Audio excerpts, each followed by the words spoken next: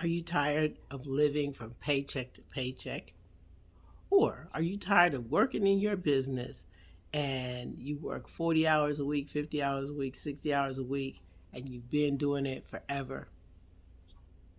Do you ever think about the fact that it might be that you don't know how to play the game, that you're inside the money game, but you don't know how to play it? Most of the time, when people are not getting the results that they want, it's because they don't know what the game is. You imagine playing a football game and you're on the field and you're running around and you're playing the game, and the reality is that they're playing soccer but you're playing football. That would be a problem, considering that in soccer you use your foot to pass the ball, and in football use your hands to pass and carry the ball. And if you're playing the wrong game in the middle of the game on the field, you're never going to win. What I'm saying to you is that if you're struggling with growth, with change, with getting out of some habits that you probably want to identify what those limiting beliefs are. One of the biggest limiting beliefs that I find with a lot of my clients is scarcity. The difference between scarcity and abundance. You can have a scarcity mindset and it can color your beliefs and your behaviors and your thoughts.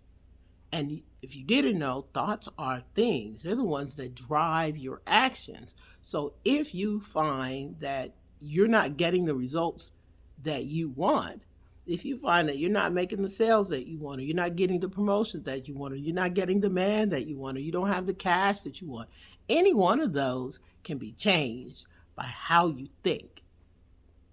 What you're thinking about leads to what you're actually doing, and what you're actually doing leads to what you have. I call them the be do haves. Who you're being, what you're doing causes what you're having.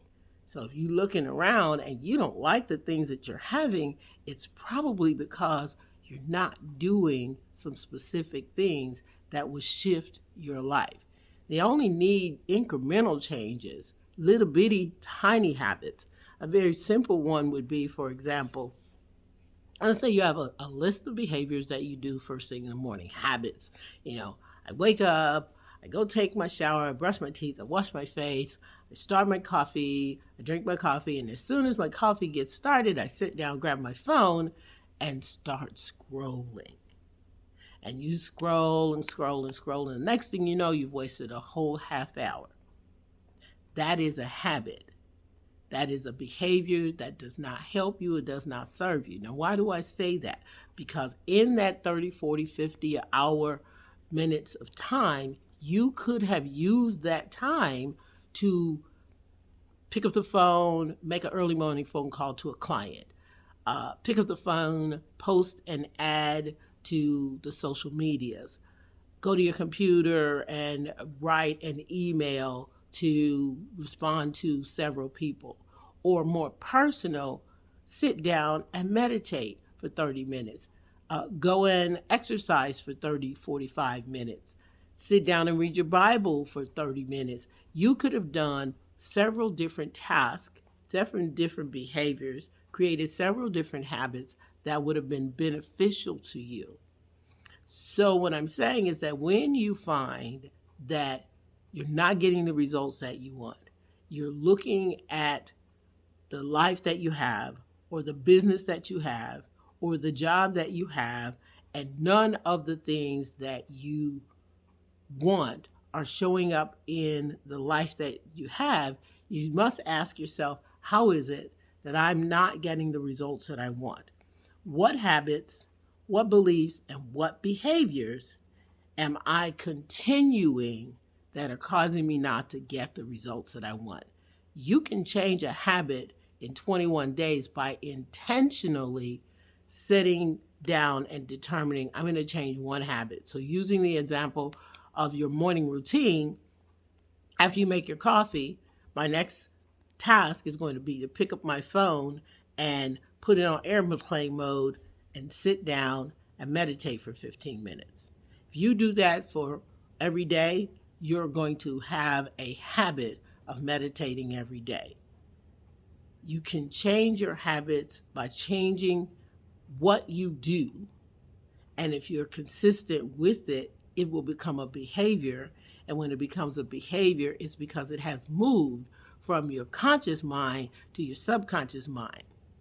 And here's the thing, most people don't realize this, but your subconscious mind has one job, and that is to automate the things that you do repeatedly so you don't have to think about it. Now, I'll give you an example. Think about if you go to the grocery store. For most of us, if you go to the same grocery store and you're driving, you could do that almost with your eyes closed because your subconscious mind has now taken over and knows I'm going to turn left here, turn right here, go 3 blocks, turn left here, go down the street 3 or 4 blocks, turn there, and the grocery store is there. That is something you do automatically.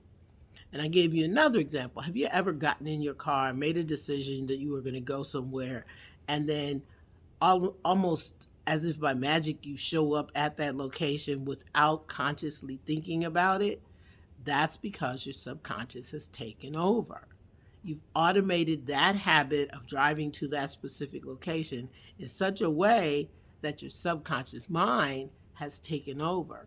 Well, what we want to do when you want to do habit change or behavior change or belief change is put in place a micro habit that shifts how you do all the other things. And that's why I said when you pick up the phone, that's already a habit. But instead of scrolling, you would either put it on airplane mode or post an ad, use Canva and post an ad to your social medias. If you're wanting that habit to be where you meditate, you're going to sit down in the chair, you got your coffee, you set your coffee down, and now I'm going to go into meditation. You can change the results that you get by specifically choosing, intentionally choosing to do different things. The reason you have the results you're getting is because you're not being intentional. Intentionality is a purposeful completion of an action or a thought. So when you are struggling to make that shift, set an intention. Decide to set an intention. Notice what I said, decide to set an intention. So decision comes first. And the word decision comes from the Greek word. It's a combination, but it means to cut. And when you do that, it means that you're going to cut off all other alternatives. So you decide that in this moment, I intend to sit down, I intend to meditate for 30 minutes, and then you start the action. And the cool thing about starting the action is sort of like my mentor, Neil Robbins says, it's like activating a rocket, that 5-second countdown, the 5, 4, 3, 2, 1 countdown. Once you're in action, this whole process starts to work. It starts to drive you forward. And so then you're already moving into the direction you want to go. So if that's what you want to do, let's say that your goal is to meditate, then just take the micro action of putting down the phone and sitting down and closing your eyes and relaxing.